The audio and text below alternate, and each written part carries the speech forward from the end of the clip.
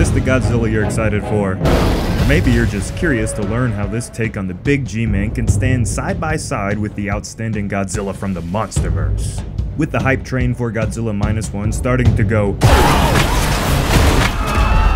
I wanted to do a deep dive on how this movie got started in the first place in the hopes of truly understanding what it's going to bring to the table. Not just for niche-based kaiju movies, but in the complete grand scheme of movies. Minus One has a shot at being one of the most well-received and highest-earning Toho Godzilla movies ever made. And that's saying something with 30 movies that span across 70 years for the franchise. There are some who even think this movie will be a better experience than the big blockbuster Godzilla x Kong: The New Empire, a bold claim. But before it can become anything in the eyes of Godzilla fans and moviegoers, it all had to start somewhere. This is where it all began for Godzilla Minus One. Let's go back to simpler, more enjoyable times, 2007.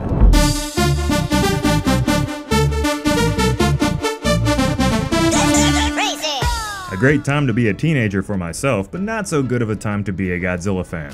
After Godzilla 1998 failed to make Godzilla respectable to audiences around the world, and Godzilla Final Wars seemed to put the big atomic lizard to rest for the foreseeable future, it appeared at that time that Godzilla's reign of movie terror had come to an end. But in that year, Takashi Yamazaki, the director of Godzilla Minus One, gave the world his first idea for what a Godzilla movie made in the modern world could be. Most of us probably missed this back at that time. It wasn't until years later that I finally seen this clip. But let's sum it up for those of you who don't know about this Godzilla cameo. In a dream sequence for Yamazaki's movie, Always Sunset on 3rd Street, Godzilla came thundering onto the screen. A simple cameo with no connections to the franchise really, but it was cool. Funny thing is, I don't think Takashi ever forgot about this sequence. The similarities it has with what we have seen from Godzilla Minus One are very evident. Tell me what you think. This was the beginning of Godzilla Minus One coming to life, but it took Takashi another 14 years to get his next crack at the King of the Monsters. This time, not a cameo in another movie, but a theme park ride. Godzilla, the Ride, Giant Monsters Ultimate Battle. Located in an amusement park in Japan, Godzilla the Ride was Yamazaki's first true chance at handling a proper Godzilla story. It was only a 5-minute short film designed to enhance the ride experience, but it had all the makings of a classic Toho Godzilla movie. King Ghidorah, Rodan, the JSDF, it's all there. The ride focuses on classic Godzilla tropes. Ghidorah attacks, Rodan gets his ass whooped by Ghidorah, the situation appears dire, and then Godzilla comes in and fatalities Ghidorah in epic fashion to save the day. But there was something in the direction and flair of director Yamazaki's approach to the story that not only resonated with ride-goers, but apparently Toho as well. The ride takes people on a journey through a kaiju battle. You aren't simply watching the fight, you're in it. A surprisingly rare occurrence in this long franchise that I've come to find, as most of the movies have the human characters overlooking the carnage or piloting some unrealistic mech to take on the kaiju. Rarely have we been allowed to enjoy the attack firsthand in the eyes of the completely vulnerable tiny little humans. The whole experience takes place in a car as you do everything possible to avoid getting turned into red mush by the kaiju. Ghidorah literally hunts you, the viewer, in this ride.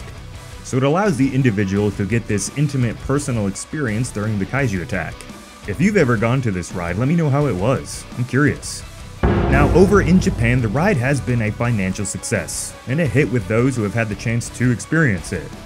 The crazy thing is that until recently, the people who got to go on this ride, little did they know that it was, in a way, the pilot episode for this new brand of Godzilla coming in Minus One. Now, it's very likely that this ride was always intended to be a test and trial for the new Godzilla concept, since it came out just in 2021, 2 years before Minus One here.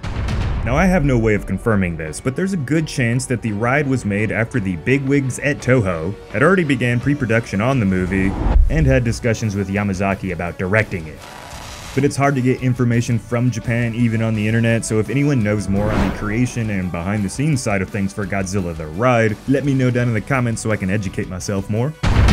It's crazy to think that Godzilla Minus One started off as a dream and now it's reality. Using the cameo on Always Sunset on 3rd Street is a proof of concept. And then moving on to use the ride as a hidden trial for this new Godzilla design allowed Toho and Takashi to go in and make all the little necessary tweaks to the design that some fans had beef with, resulting in what I think is one of the coolest looking Gojis yet. And the team working on -1 did all of this right under everyone's nose. It took 15 years to bring Takashi's take on Godzilla to life. And come this holiday season, we are going to witness what appears to be the amalgamation of all Godzillas. Every single one. Godzilla -1 is hoping to be the one Godzilla Toho movie to rule them all. And maybe the big G-Man can help unite the world with his new movie. Perhaps Godzilla -1 can make a lot of money and bring audiences around the world together. Wishful thinking, I know.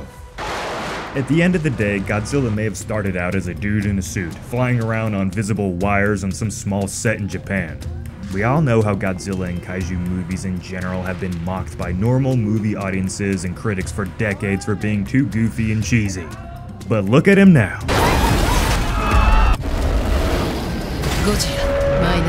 Stomp that subscribe button to stay up to date on everything Godzilla -1, and we'll see you in the next one here at Dangerville.